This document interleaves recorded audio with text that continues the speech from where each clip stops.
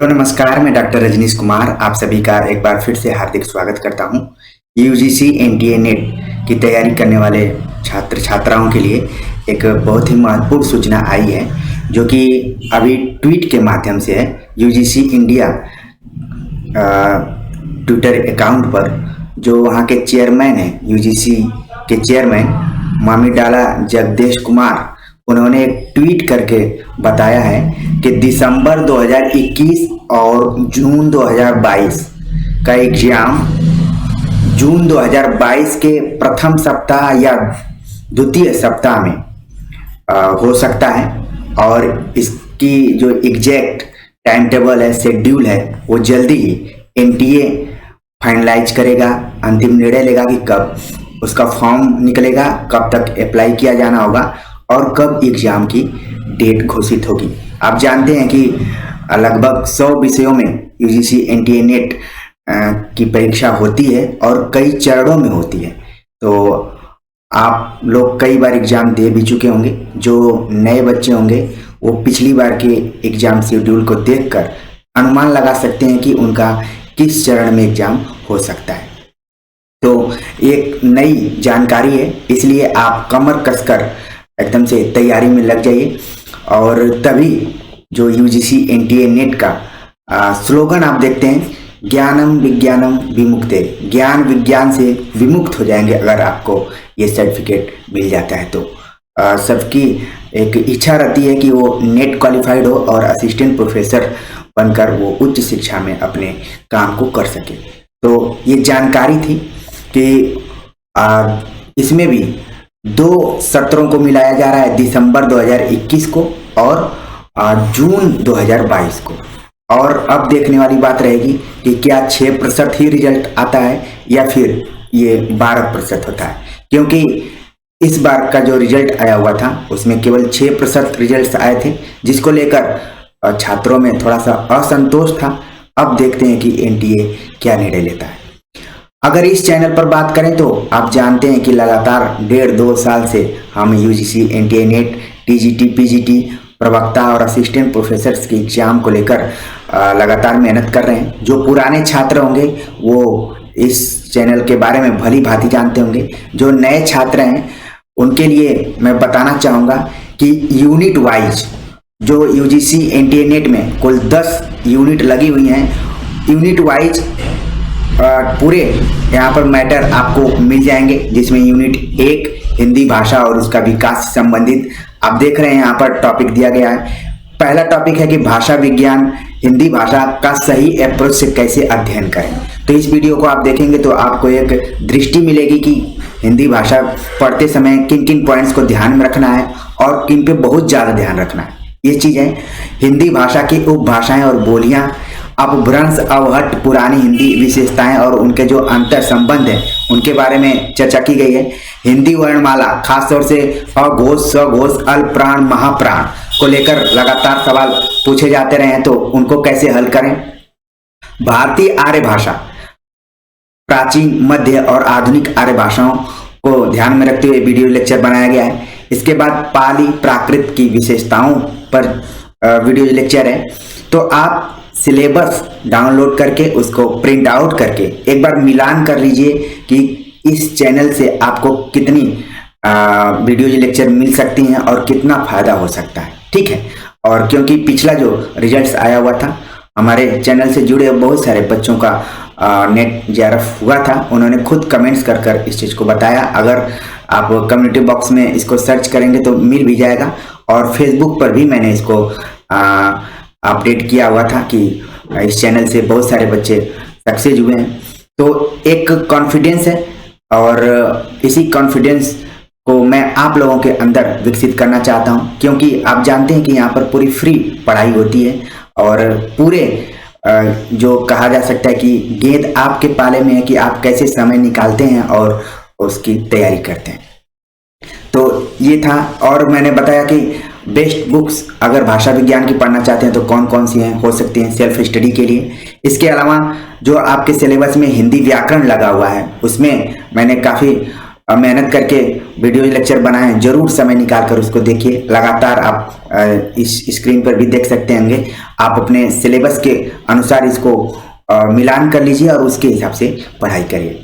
अगर यूनिट 2 की बात करें तो हिंदी साहित्य का इतिहास पूरा इसमें कवर करने की कोशिश की गई है और खास तौर से जो हिंदी साहित्य के प्रमुख इतिहास ग्रंथ रहे और उनके आलोचक रहे उन पर मैंने कोशिश की है कि कैसे उनको पढ़ा जाए और कहाँ से मुख्य रूप से प्रश्न बनते हैं उनको ध्यान में रखना है। तो हिंदी साहित्य का इतिहास क्विक रिवीजन आचार्य रामचंद्र शुक्ल के हिसाब से और जितने भी कंपटीशन में पूछे जाते रहे प्रश्न उनके हिसाब से बताने की कोशिश की है। तो आप जल्दी से इसका आप अध्ययन कर सकते हैं, समय निकाल कर जरूर एक बार देखिए, आपको बहुत लाभ मिलने वाला है।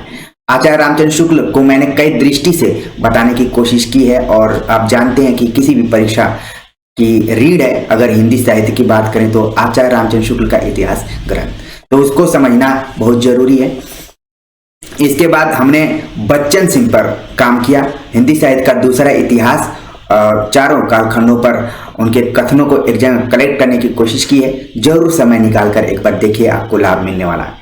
यूनिट 3 के अंतर्गत जो साहित्य शास्त्र है इसको ध्यान में रखते हुए मैंने भारतीय काव्य शास्त्र और पाश्चात्य काव्य शास्त्र को पॉइंट वाइज और सिलेबस के अनुसार बताने की कोशिश की है। आप एकदम सरसरी निगाह से इसको देख सकते हैं कि कौन कौन सा टॉपिक्स आपके सिलेबस के अनुसार दिखाई पड़ रहा है। ठीक है, इसके बाद हम देखते हैं जो इकाई 4 है जो कि वैचारिक पृष्ठभूमि के अंतर्गत आता है। इसमें भारतीय नवजागरण, स्वाधीनता आंदोलन की पृष्ठभूमि, खड़ी बोली, फोर्ट विलियम कॉलेज, भारतेंदु व हिंदी नवजागरण, महावीर प्रसाद द्विवेदी, हिंदी नवजागरण, गांधीवादी दर्शन, अंबेडकरवादी दर्शन और लोहियावादी दर्शन, तीनों दर्शनों को एक जगह कलेक्ट करके एक अच्छा मैटर आप सभी को उपलब्ध कराने की कोशिश की गई है। जरूर एक बार समय निकालकर इसको देखिए। यूजीसी एनटीए नेट में कुछ प्रचलित विभिन्न वाद हैं, उन वादों को पाश्चात्य दृष्टिकोण से और भारतीय दृष्टिकोण से यहाँ पर कलेक्ट करने की कोशिश की गई है। जरूर समय निकालकर एक बार देखिए। और अगर आप एक नज़र में यूजीसी एनटीए नेट के पाठ्यक्रम को देखना चाहते हैं तो आप 1 घंटे निकालकर इस पूरे पाठ्यक्रम को देख सकते हैं और मेन पॉइंट्स को भी खंगाल सकते हैं। ठीक है, क्योंकि आप जानते हैं कि यूट्यूब चैनल्स पे और मार्केट में बहुत सारी आपको सामग्रियां मिल जाएंगी, लेकिन ये होता है कि कौन सामग्री सबसे बेहतरीन है, किस पे हम समय खर्च कर सकते हैं। तो विद्यार्थियों को लेकर ये बहुत बड़ा सवाल भी है और कंफ्यूजन भी रहता है। तो मैं आपके ऊपर कोई खास दबाव नहीं दे रहा हूँ कि आप इसी चैनल से जुड़े रहिए, जहाँ से आपको बातें समझ में आ रही हों जरूर उन पे भी फोकस करिए। बाकी मुझे जहाँ तक विश्वास है कि अगर एक बार आप समय निकालकर 10 से 15 दिन इस चैनल्स को देते हैं तो आपको लगेगा कि सटीक जानकारी यहाँ पर मिल सकती है। आगे बात करें यूनिट 5 के अंतर्गत हिंदी कविता को मैंने पूरे कवर करने की कोशिश की है, जिसमें रेवा तट, चंद्र बरदाई, कबीर को लेकर जो आपके सिलेबस में लगा हुआ है, बिहारी रत्नाकर, आधुनिक कविता से संबंधित जो 12 कवि रहे उनको मैंने एक जगह कलेक्ट किया है। इस वीडियो लेक्चर को देखेंगे तो तुरंत आपके दिमाग में सही बात आ जाएगी और आपको लगेगा कि नहीं, ये चैनल वास्तव में काफी लाभदायक है। आगे बात करते हैं मीरा का काव्य पर हमने विचार किया हुआ है, विश्वनाथ त्रिपाठी की जो बुक लगी हुई है। इसके बाद क्योंकि परीक्षाओं में बैठने का तजुर्बा अच्छा खासा रहा है, हमने भी काफी संघर्ष किया है, तो जो मुझे महत्वपूर्ण पॉइंट्स लगते थे कि परीक्षा में इन पॉइंट्स को लेकर छात्रों को दिक्कत होती है, तो उन पर भी वीडियोज बनाने की कोशिश की है। खासतौर से मिलती जुलती रचनाएं और रचनाकारों को लेकर काफ़ी कन्फ्यूजन होता है, तो उस पर मैंने बनाया। इसके बाद हिंदी के जो प्रमुख महाकाव्य हैं उस पर तथ्यात्मक तरीके से प्रस्तुत करने की कोशिश की है। और आप जानते हैं कि आलोचकों के कथन और प्रमुख पंक्तियां हिंदी साहित्य जैसे विषय में अपनी महत्वपूर्ण भूमिका निभाती हैं, तो उन पे लगातार हमने चारों कालखंडों को आधार बनाते हुए यहाँ पर वीडियो लेक्चर प्रस्तुत किया। ठीक है, आगे बात करें तो लगातार चारों कालखंडों को हमने ध्यान में रखा हुआ है। यूनिट 6 के बारे में बात करें, हिंदी उपन्यास, यहाँ पर आप देख रहे हैं कि उपन्यासों पर हमने चर्चा किया है, जिसमें गोदान को ऑब्जेक्टिव तरीके से देखने की की कोशिश की है। हिंदी उपन्यास और उनके पात्रों कथनों को एक जगह कलेक्ट किया है। जो 13 उपन्यास आपके पाठ्यक्रम में लगे हुए हैं उनका एक जगह हमने समराइज करके वीडियो लेक्चर बनाया हुआ है। इसके बाद हमारा मन नहीं माना तो हमने 13 उपन्यास जो लगे हैं उनके मुख्यांश एवं कथनों को एक जगह कलेक्ट किया, जो कि कम समय में आप इसका अध्ययन कर सकते हैं। इसके बाद संपूर्ण पाठ्यक्रमों पर हमने चर्चा किया ही है। और अगर आपको संभावित कट ऑफ देखना है कि पिछले वर्षों में कितनी कट ऑफ गई थी, उस हिसाब से हमें मेहनत करना है, तो एक बार इसको भी आप देख सकते हैं। आगे यूनिट 7 पर बात करें तो हिंदी कहानी पर हमने चर्चा किया हुआ है। खासतौर से जो 21 कहानियां लगी हुई हैं उनके मुख्यांश, कथन और पात्र परिचयों का बहुत ही शानदार संकलन एक जगह किया गया है, मेहनत के साथ किया गया है, और जिसकी वजह से कई विद्यार्थी पिछली परीक्षा में सफल हुए और उन्होंने खुद कमेंट्स कर हमें बताया। आप जानते हैं कि ये चैनल पूरी तरीके से फ्री है, आपको समय निकालकर इसको देखना है और किसी भी पेड चैनल से ये कम नहीं हो सकता है, ये पूरा मुझे विश्वास है।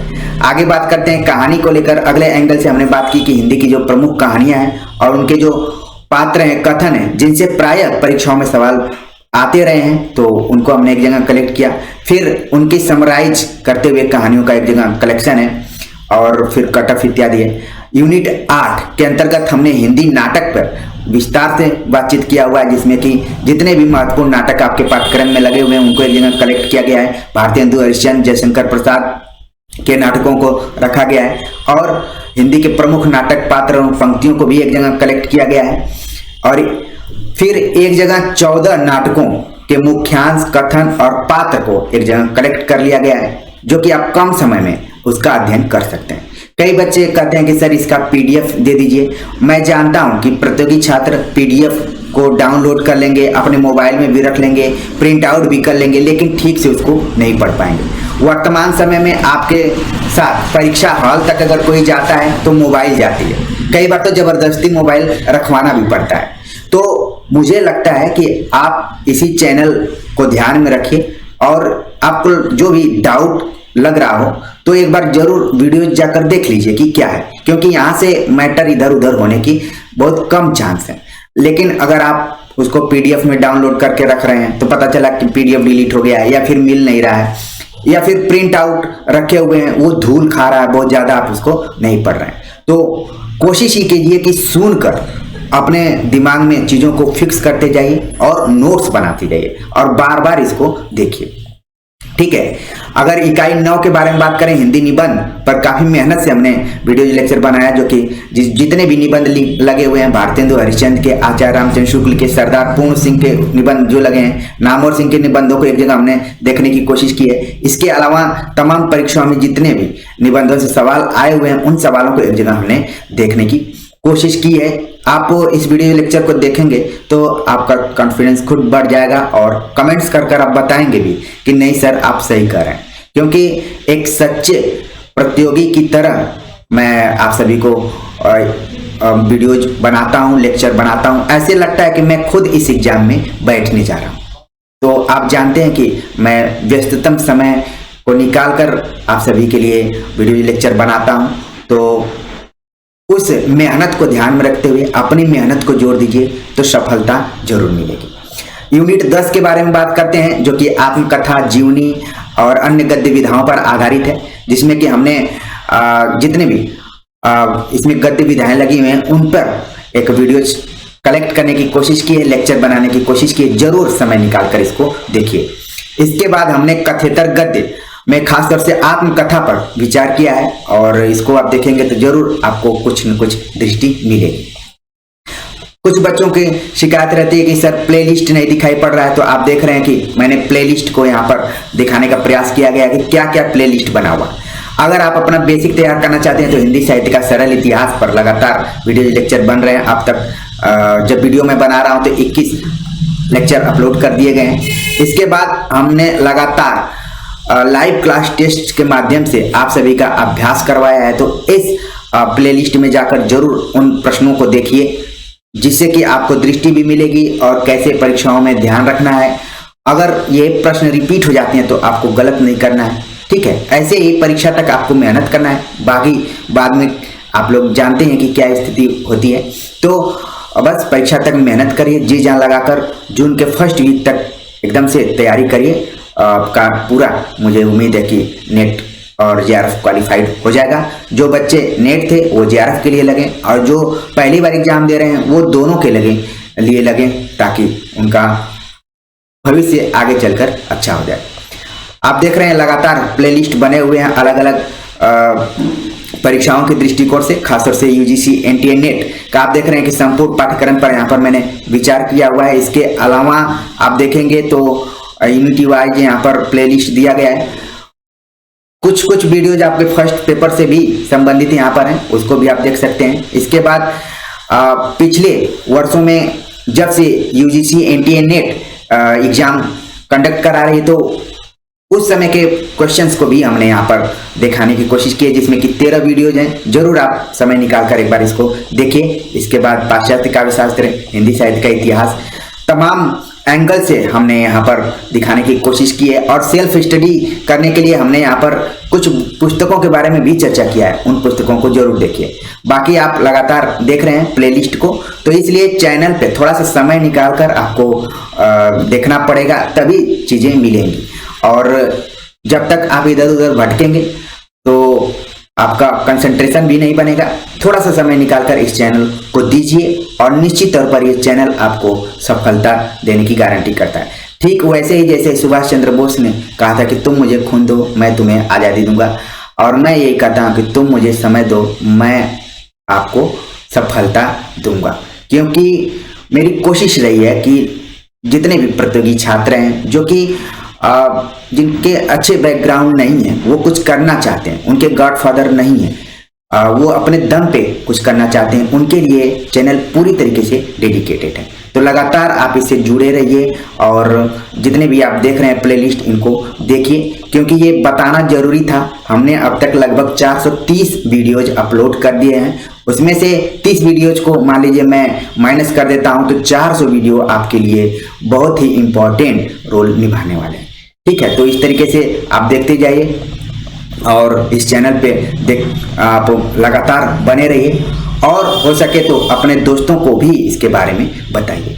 तो इस तरीके से आप तैयारी कीजिए। आपके पास वक्त बहुत ज़्यादा नहीं बचा हुआ है। जैसा कि सूचना में ही बताया गया कि जून के फर्स्ट या सेकेंड वीक में आपका एग्जाम होगा। इसका मतलब है कि जल्दी ही फॉर्म आने वाला है।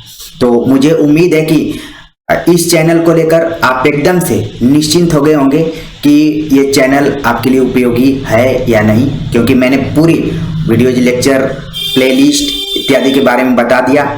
यूनिट वाइज जो भी इकाइयां हैं और सिलेबस में लगा हुआ यूजीसी एनटीए नेट के पूरे मैटर आपको दिख गए होंगे। बस आपको एक दृढ़ संकल्प करके करना है, बैठना है और नोट्स बनाना है और पुराने पेपर्स को हल करना है। तो उम्मीद है कि मेरी बातें आप सभी को समझ में आ गई होंगी। कमेंट्स कर जरूर बताइए, और समय समय पर मुझे जैसा लगेगा कि ये छात्रों के लिए काफ़ी इम्पोर्टेंट है, वो वीडियो लेकर मैं आता रहूँगा। अब मेरे आगे की रणनीति ये है कि जो भी टेक्स्ट लगे हुए हैं यूजीसी एनटीए नेट में, चाहे कहानी हो, उपन्यास हो, नाटक हो, निबंध हो, आत्मकथाएं हो, अन्य गतिविधियां, उन पर मैं ऑब्जेक्टिव क्वेश्चन खुद अपने मौलिक क्वेश्चंस बनाकर आप लोगों को प्रैक्टिस कराऊं। क्योंकि तथ्यात्मक रूप से मैंने वीडियोज, लेक्चर बहुत सारे बना दिए हैं। अब प्रैक्टिस के माध्यम से, जैसे 5 कहानियों को मैं एक दिन सेलेक्ट करूंगा, उन 5 कहानियों के पात्रों, उसके विषय वस्तु, संवाद कब प्रकाशित हुई है, इस पे मैं एक तरीके से क्वेश्चन पेपर तैयार करूंगा और अभ्यास करने की कोशिश करेंगे। तो मिलते हैं एक नए टॉपिक के साथ, तब तक के लिए नमस्कार।